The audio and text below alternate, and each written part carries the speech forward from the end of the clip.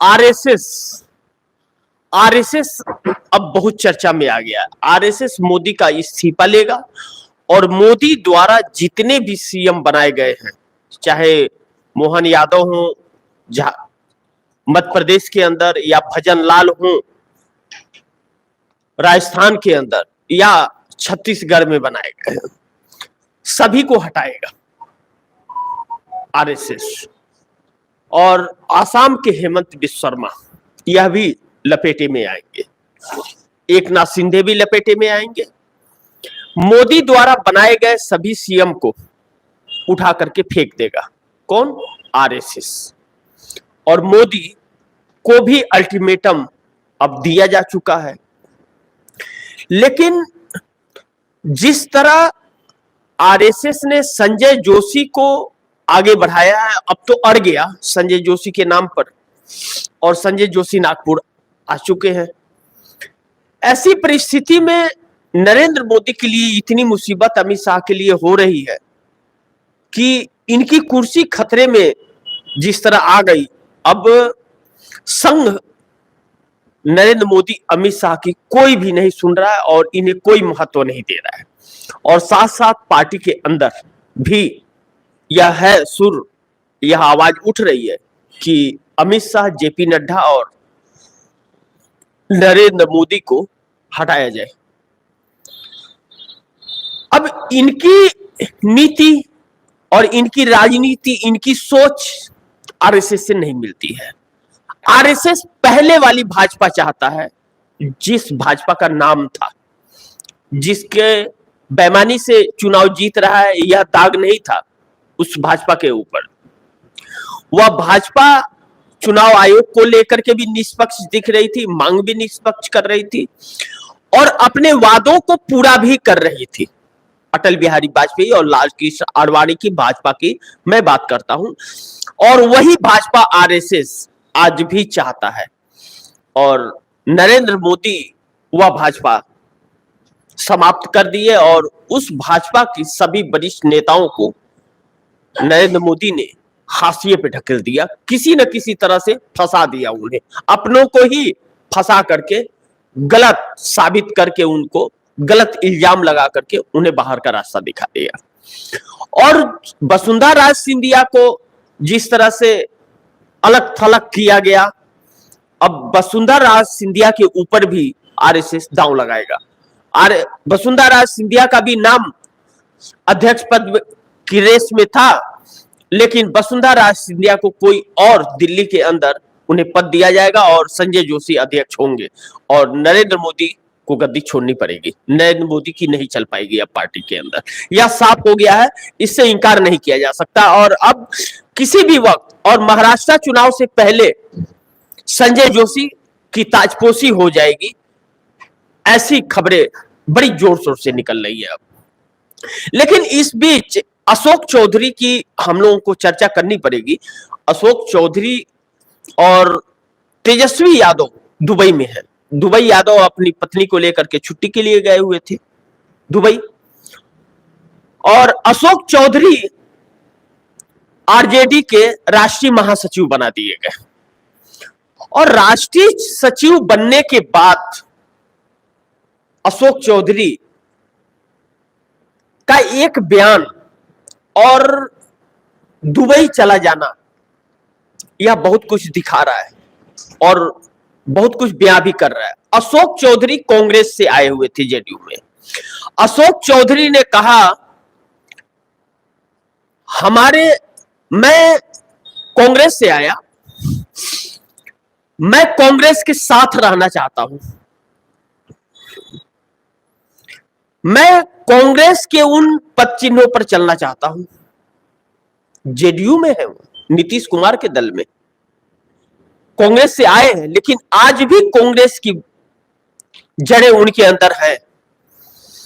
यानी कि अशोक चौधरी का यह बयान दिखा रहा है कि नीतीश कुमार ही दुबई भेजे होंगे अशोक चौधरी को, और अशोक चौधरी जा करके तेजस्वी यादव से मिले हैं दुबई के अंदर।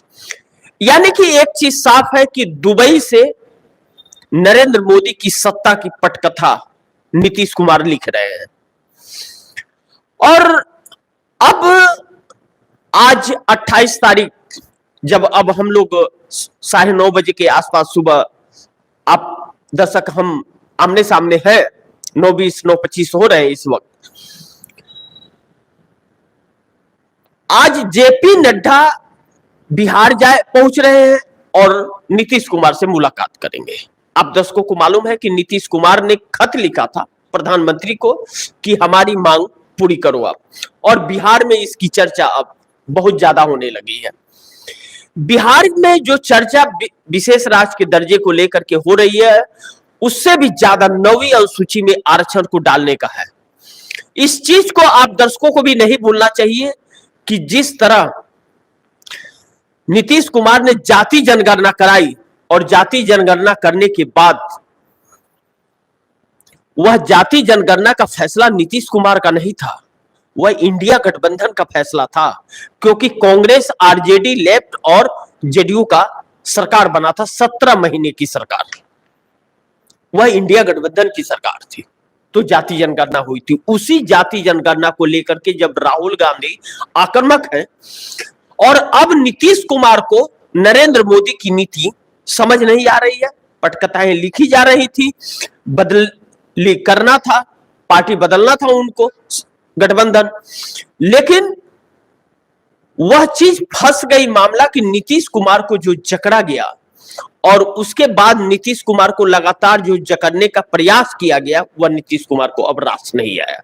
और अशोक चौधरी जो एक कांग्रेसी थे, जेडीयू में आए हुए थे, विचार उनके कांग्रेस के ही थे, कुछ सहमतियां होती हैं, किसी बात पर नहीं बनती किसी की, हर जगह होता है, हर घरों में होता है, आए, लेकिन उनका बयान कि वह कह रहे हैं कि मैं कांग्रेसी ही हूं, कांग्रेस के विचारों के साथ ही हूं मैं, और नीतीश कुमार को राष्ट्रीय महासचिव उन्हें बनाना पड़ता है, नहीं तो नीतीश कुमार की पार्टी खत्म हो जाती। अगर अशोक चौधरी नहीं रहते तो अब बचती भी नहीं, आज बची है तो अशोक चौधरी की वजह से, और अब अशोक चौधरी कांग्रेस के साथ नीतीश कुमार को जाने के लिए प्रेरित कर रहे हैं। इसी का एक हिस्सा है अशोक चौधरी का दुबई जाना तेजस्वी यादव से बात करने के लिए, क्योंकि अब नीतीश कुमार की कमान इंडिया गठबंधन में एंट्री की, वह तेजस्वी यादव और राहुल गांधी से जुड़ गया है। आज जेपी नड्डा जा रहे हैं, जेपी नड्डा को क्या हासिल होगा जब नीतीश कुमार ने तेवर साफ कर दिए हैं कि आपको विशेष राज्य का दर्जा देना पड़ेगा, 9वीं अनुसूची में आरक्षण को डालना पड़ेगा। विशेष पैकेज की बात नहीं करूंगा, क्योंकि अगर विशेष राज्य का दर्जा दिया जाता है तो विशेष पैकेज यूं ही मिलता है, देना ही पड़ता है कानूनन केंद्र सरकार को। तो यह मुद्दे अब नरेंद्र मोदी के लिए घातक हो रही हैं, और यही चीज जब चंद्रबाबू नायडू की भी मांग है तो वह नरेंद्र मोदी को और मुश्किलों में डाल रहा है, और उधर आरएसएस इन्हें कुर्सी से ही हटाना चाह रहा है, और दम नायडू और नीतीश के वजह से ही काबिज है नरेंद्र मोदी, यह भी सच्चाई है, इस चीज से इंकार नहीं किया जा सकता। अब इस बीच महाराष्ट्र के अंदर जो उथल पुथल मच रही है, देवेंद्र फडणवीस को अस्वीकार करे यह महाराष्ट्र की जनता, और आरएसएस को जो नरेंद्र मोदी ने सुझाव दिए वह दिए, अश्विनी वैष्णव का दिया, राजनाथ सिंह का दिया, वह स्मृति ईरानी का दिया, इन सब लोगों का, शिवराज सिंह चौहान, इन सभी लोगों को दिया। ऐसे लोगों का 10-12 लोगों का नाम दिया कि जिस पर मुहर आरएसएस लगा दे और यह रिमोट से चला सके। आरएसएस ने सभी को खारिज कर दिया, और खारिज करके कहा कि अगर कोई राष्ट्रीय अध्यक्ष बनेगा तो वह संजय जोशी होंगे, यानी कि संजय जोशी के नाम पर मुहर लग गई। अब आरएसएस नरेंद्र मोदी द्वारा लाए गए उन सभी लोगों को निकाल करके बाहर करने की तैयारी कर रहा है, और महाराष्ट्र चुनाव के पहले यह हो रहा है, यानी कि 8 अक्टूबर को, चंद दिनों बाद, उंगलियों पे दिन गिन सकते हैं, हरियाणा और जम्मू कश्मीर का रिजल्ट आने के बाद ताजपोशी हो जाएगी संजय जोशी की, और संजय जोशी की ताजपोशी होने के बाद सभी सीएम को हटाया जाएगा लाइन से। नरेंद्र मोदी, अमित शाह ने आरएसएस से कहा कि हरियाणा और महाराष्ट्र में जीत रहा हूं, रुक जाइए, उसके बाद में करेंगे। यानी कि हरियाणा और महाराष्ट्र जीतने से यह मजबूत हो जाएंगे, लेकिन जीत नहीं रहे, हार रहे हैं और बहुत बुरी तरह से हार रहे हैं। आरएसएस ने 2 टूक में कह दिया कि आप बहुत बुरी तरह से हार रहे हैं और कई वर्षों तक अब आप वहां पनप नहीं पाएंगे। यानी कि पनप नहीं पाएंगे तो मतलब समझिए कई दशकों तक गायब हो जाएगी भाजपा। इस बीच बहुत एक महत्वपूर्ण चीज है, वह महत्वपूर्ण यह है कि आरएसएस अब मोदी को हटा देगा, यह मोदी जान गए हैं और यह वह उद्योगपति भी जान गए हैं कि अब मोदी रहने वाले नहीं है। किसी भी वक्त, किसी भी सेकंड, किसी भी समय मोदी की कुर्सी छीन ली जाएगी। ऐसे में अडानी, अंबानी या बड़े बड़े जो उद्योगपति हैं वह कहीं ना कहीं हाथ खींचते हुए नजर आ रहे हैं।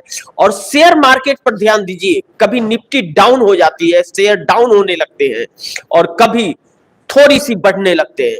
अगर 0.01% बढ़ रहा है तो 0.37% डाउन हो जा रहा है। इस शेयर मार्केट से सत्ता के हाव भाव का पता चलता है। आप दर्शक इस चीज को ध्यान रखिएगा, कभी भी अगर किसी सरकार के बारे में आपको जानना है, केंद्रीय सरकार नेतृत्व के बारे में, तो आप 2 से 3 दिन शेयर मार्केट पे लगातार ध्यान दे दीजिए। सुबह शेयर मार्केट कौन सा गिर रहा है और कौन सा उठ रहा है। जो छोटे रहेंगे वह चलते रहेंगे, क्योंकि उन्हें सत्ता से ज्यादा मतलब नहीं रहता, वह मेहनत अपना प्रोजेक्ट लेते हैं, काम करते हैं। लेकिन जो बड़े होते हैं, जिनके अनुसार कानून बनाती है सरकार, उन लोगों के शेयर कितने डाउन हो रहे हैं और कितने ऊपर जा रहे हैं, इस चीज को जब ध्यान दे दीजिएगा तो आप दर्शकों को पता चल जाएगा। निफ्टी हुआ या सेंसेक्स हुआ, अडानी और अंबानी, हमारे देश की एलआईसी या सरकारी बैंकें जो है, जो या सरकारी महकमा जो है, जो पैसे सरकार इन्वेस्ट करती है शेयर मार्केट के अंदर, ध्यान रखिएगा। अब हमारे देश के अंदर एलआईसी पैसे लगाती है, सरकार पीएफ के पैसे काट काट करके वह सारे पैसे उसमें देती है और बैंक अपने पैसे लगाते हैं। पहले यह अलग अलग कंपनियों में लगाते थे जो फायदे दे सकती थी, लेकिन अब यह 99% या 95% कह लीजिए, 95% अडानी और अंबानी में लगाते हैं। इस बीच जब इलेक्ट्रल बॉन्ड का मुद्दा आया था, उस वक्त जब हिंडनबर्ग ने रिपोर्ट दी थी और अडानी का धराशाह हुआ था, उस वक्त एलआईसी का 50,000 करोड़ रुपया डूबा था। 50,000 करोड़ रुपया डूब गया था। एसबीआई का डूब गया था, पीएनबी का डूब गया था। जो सरकारी यह बैंकें हैं जो सरकार के नेतृत्व में है, उन सभी के पैसे डूब रहे थे। लेकिन फिर उसके बाद एलआईसी से पैसे लगवाए गए, बैंकों से पैसे लगवाए गए, सरकार ने पैसे लगवाए। यह मोदी सरकार का फंडा था। नुकसान हो रहा था लेकिन लगाया गया। उद्योगपतियों के 16 लाख करोड़ रुपए माफ कर दिए गए। यह मोदी सरकार का फंडा था। लेकिन गरीब मध्यम वर्ग के जो लोग हैं, जो 1,50,000 रुपया महीना कमाते हैं और जो दुकानदारी करते हैं, हार्डवेयर शॉप हुआ या बड़े किराना शॉप हुए जो होलसेल में सप्लाई करते हैं, यानी कि 25-50 लाख रुपया लगा करके काम कर रहे हैं, वह शेयर मार्केट में जो पैसे लगाए थे वह पैसे डूब गए। यह नरेंद्र मोदी की पॉलिसी है। और जब शेयर मार्केट में आप ध्यान दीजिएगा तो पता चलता है कि कौन या हारने वाले थे तो वह सब डूब रहे थे, और अब जब इनकी कुर्सी फिर हिल रही है तो फिर शेयर मार्केट कभी गिर रहा है, उठ रहा है, गिर रहा है, उठ रहा है, यानी कि गिरता ही जा रहा है और डॉलर के मुकाबले रुपया लगातार कमजोर होता जा रहा है। यानी कि उद्योगपति यह समझ गए हैं कि मोदी अब नहीं रहने वाले हैं।